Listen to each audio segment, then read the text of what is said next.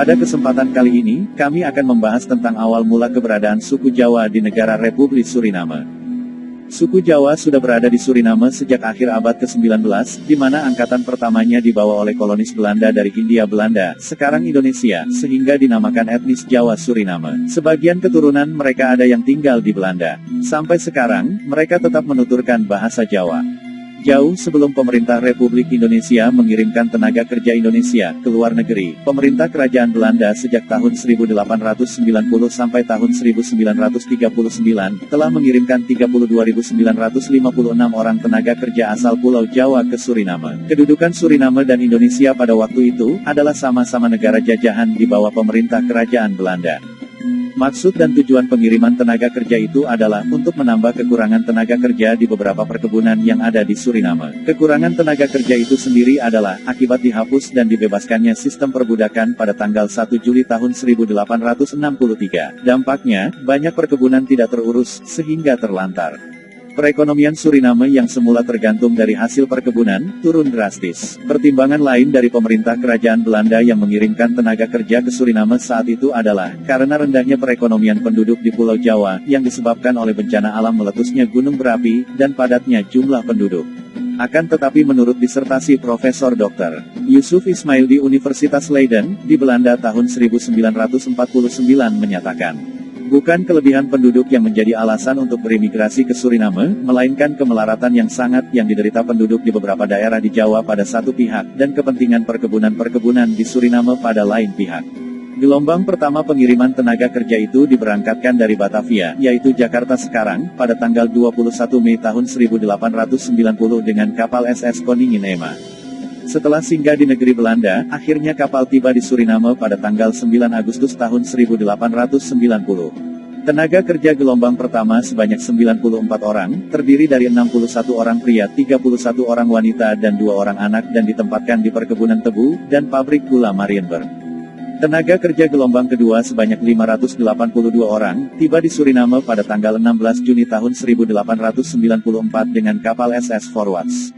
Karena muatan kapal kedua ini melebihi kapasitas, menyebabkan kapal tidak memenuhi syarat sebagai kapal angkut personil, akibatnya 64 orang penumpang kapal meninggal dunia, dan 85 orang harus dirawat di rumah sakit, setelah kapal tiba di pelabuhan Paramaribo, Suriname. Kejadian yang menyedihkan ini tidak ada tanggapan dari pemerintah Belanda. Mungkin pemerintah kerajaan Belanda beranggapan bahwa yang meninggal itu hanya para pekerja miskin, sehingga tidak perlu ada tindakan apa-apa. Meskipun demikian, pengiriman tenaga kerja ini berjalan terus sepanjang tahun, sampai dengan pengiriman terakhir sebanyak 990 orang yang tiba di Suriname pada tanggal 13 Desember tahun 1939. Dari tahun 1890 sampai tahun 1914, rute pelayaran ke Suriname selalu singgah di negeri Belanda, selebihnya tidak. Pengiriman para tenaga kerja itu menggunakan 77 buah kapal laut, dilaksanakan oleh perusahaan pelayaran swasta, The Nederlandse Handelmaatschappij. Tetapi sejak tahun 1897 pengiriman tenaga kerja dilaksanakan sendiri oleh pemerintah Hindia Belanda. Ternyata, program pengiriman tenaga kerja ke Suriname ini telah mengurangi kepadatan penduduk di Pulau Jawa. Atas dasar itu, maka pada bulan November tahun 1905, pemerintah kerajaan Belanda memindahkan 155 kepala keluarga asal Pulau Jawa dari Kresidenan Kedu, yaitu dari Kabupaten Karanganyar, Kebumen dan Purworejo ke daerah Gedong Tataan di Kresidenan Lampung, Sumatera Selatan. Ini adalah awal mula sejarah transmigrasi di Indonesia pada zaman Belanda dengan nama kolonisasi. Sampai dengan tahun 1930, para TKI itu dipekerjakan di perkebunan tebu, kakao, kopi dan pertambangan bauxite di bawah Poenale Sangti. Sesudah tahun itu mereka bekerja sebagai buruh merdeka, tetapi faktanya masih harus bekerja dengan syarat-syarat Poenale Sangti. Gaji yang diterima oleh pekerja laki-laki usia di atas 16 tahun sebesar 60 sen sehari. Dan pekerja wanita usia di atas 10 tahun sebesar 40 sen sehari. Berdasarkan perjanjian, para tenaga kerja itu harus bekerja kontrak selama 5 tahun. Dengan ketentuan, mereka harus bekerja selama 6 hari dalam 1 minggu. Setiap hari harus bekerja selama 8 jam di perkebunan, atau 10 jam di pabrik. Setelah masa kontrak berakhir, mereka diberi hak untuk pulang kembali ke Indonesia, atas biaya pemerintah Belanda. Menurut catatan, antara tahun 1890 dan 1939 sebanyak 8.130 orang TKI telah menggunakan haknya kembali ke Indonesia.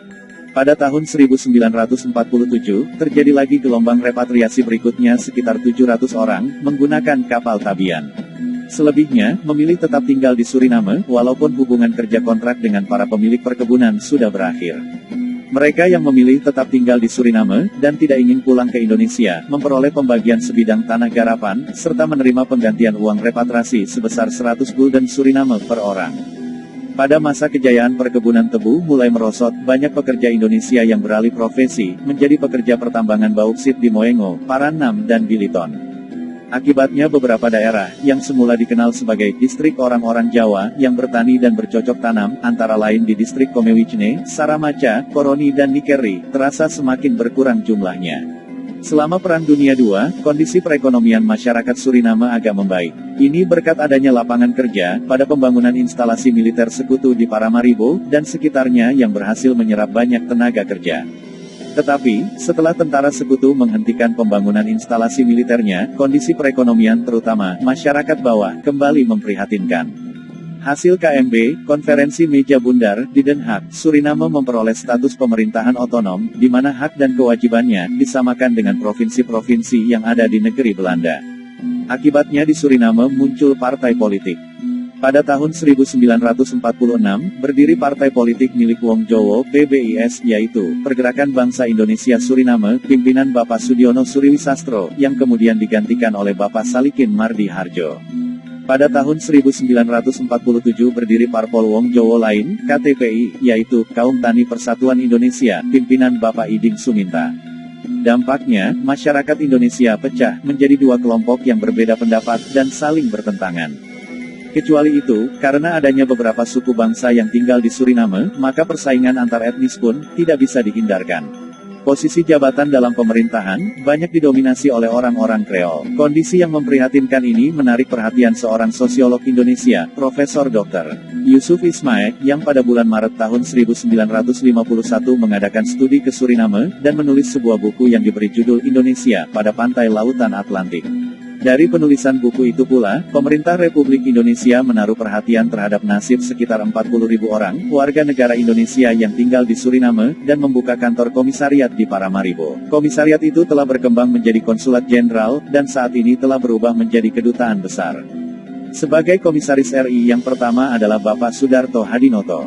Tahun 1950 di Suriname diadakan pemilihan umum.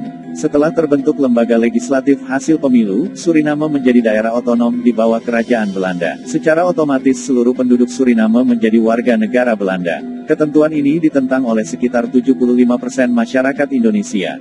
Mereka menolak menjadi warga negara Belanda dan ingin tetap menjadi warga negara Indonesia, serta ingin pulang ke Indonesia, meskipun dengan biaya sendiri. Akhirnya, mereka berhasil mengirimkan delegasi ke Indonesia, menghadap Presiden Republik Indonesia, untuk menyampaikan keinginannya itu.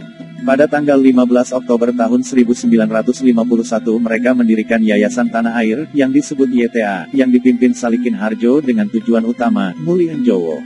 Karena padatnya penduduk di Pulau Jawa, awalnya pemerintah Republik Indonesia berencana akan menempatkan para repatrian itu di daerah metro, Provinsi Lampung. Setelah mempertimbangkan berbagai hal, akhirnya pemerintah memutuskan dan menempatkan para repatrian Suriname itu di Desa Lingkin Baru, atau Tongar, Kabupaten Pasaman, Sumatera Tengah, pada waktu itu, yang jaraknya 180 km dari kota Padang. Berkat usaha dan perjuangan yang gigih itu, maka pada tanggal 4 Januari tahun 1954 dengan menumpang sebuah kapal kargo, kapal angkut barang, MS Langkoeas, rombongan pertama repatrian Suriname itu pulang ke Indonesia sebagai repatrian. Saat kapal sedang mengadakan persiapan akan meninggalkan pelabuhan Paramaribo, ribuan penduduk Suriname baik orang-orang Kreol, India, Tionghoa, dan lain-lain, terutama para Wong Jowo yang masih tinggal, datang dari berbagai daerah di Suriname, ke Paramaribo, berjubel di pinggir jalan sekitar pelabuhan untuk menyaksikan peristiwa bersejarah itu. Ratusan perahu bermotor dan perahu dayung mengelilingi kapal untuk memberi penghormatan dengan cara membakar mercon atau petasan, dan mengibarkan bendera. Suasana pada waktu itu sangat amat mengharukan, sehingga sangat sulit untuk melukiskannya. Ada suami yang meninggalkan istri, ada pula istri yang meninggalkan suami. Banyak keluarga yang terpaksa berpisah. Banyak anak yang meninggalkan orang tua dan saudara-saudaranya. Untuk mewujudkan perhelatan besar Muli Enjowo itu, semua konsekuensi biaya yang timbul, ditanggung sendiri oleh para repatrian.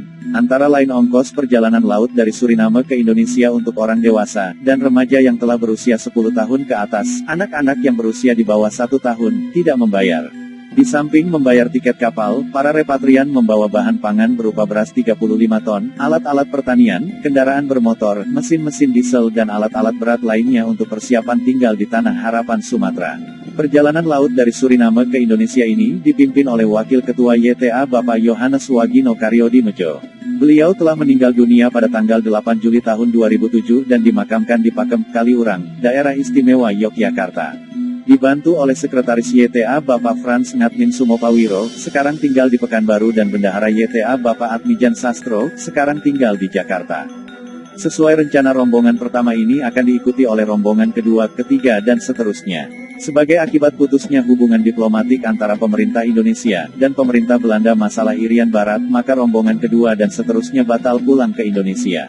Meskipun saat ini, hubungan diplomatik antara pemerintah Belanda dan pemerintah Indonesia sudah baik, bahkan Suriname sudah membuka kedutaan besarnya di Jakarta, tetapi gagasan dan usaha untuk meneruskan gerakan Muli Enjowo, belum pernah ada lagi. Menjelang kemerdekaan Suriname tahun 1975, telah terjadi eksodus secara besar-besaran.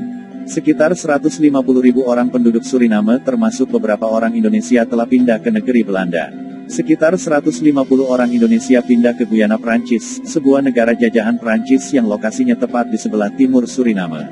Hal ini disebabkan oleh penindasan politis yang dilakukan oleh golongan Kreole dan ketegangan hubungan antar etnis sejak kampanye pemilihan umum tahun 1973.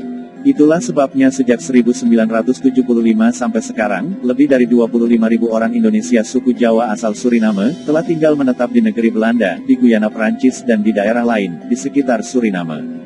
Sejak Suriname merdeka pada tanggal 25 November tahun 1975, telah muncul beberapa partai politik yang berbau Indonesia. Antara lain Pendawa Lima, Percacah Luhur, dan lain-lain. Yang telah berhasil melahirkan pemimpin orang-orang Indonesia generasi kedua, yaitu Bapak Willy Sumita, Bapak Paul Salam Sumoharjo, dan lain-lain. Pada awal tahun 2000 muncul lagi beberapa pemimpin muda lainnya, sehingga jumlah orang-orang Indonesia yang pernah menjadi anggota parlemen, DPR, tercatat sebanyak 68 orang dan yang pernah menjadi menteri sebanyak 30 orang. Meskipun orang-orang Indonesia ini telah lebih dari 100 tahun tinggal di Suriname, kenyataannya mereka masih memiliki adat dan kebiasaan seperti di Pulau Jawa, antara lain masih ditemukan pesta tayuban, wayang kulit, wayang orang, ludruk, tarian jaran kepang, dan lain-lain. Di distrik tertentu yang sebagian besar penduduknya orang-orang Indonesia, suasana Jawa masih terasa kental. Sayangnya, bahasa Indonesia belum dimengerti, karena memang belum diajarkan secara intensif. Bahasa Jawa Ngoko masih digunakan terutama oleh para orang tua dan kalangan terbatas, khususnya di distrik orang-orang Jawa. Ini menunjukkan bahwa kehidupan beragama, berpolitik, kondisi perekonomian, sosial dan kebudayaan orang-orang Indonesia di Suriname telah jauh lebih baik. Banyak di antara mereka yang berkunjung ke Indonesia untuk menelusuri sanak familinya maupun keperluan lainnya. Bahkan sudah ada hubungan dagang antara Suriname dengan Indonesia, walaupun sifatnya masih kecil-kecilan. Kelihatannya orang-orang Indonesia, yang masih tinggal di Suriname maupun yang tinggal di negeri Belanda, telah menjadikan Republik Suriname sebagai tanah airnya yang baru. Mereka menyatakan lebih baik tidak pulang dan tinggal di Suriname daripada tinggal di Indonesia. Ini bisa dimengerti, karena mereka lebih mengenal negeri Belanda dan Suriname daripada Indonesia. Berbeda dengan rekan-rekan mereka yang telah pulang ke Indonesia. Mereka telah menjadikan Indonesia sebagai tanah tumpah darahnya, meskipun banyak di antara mereka yang lahir di Suriname.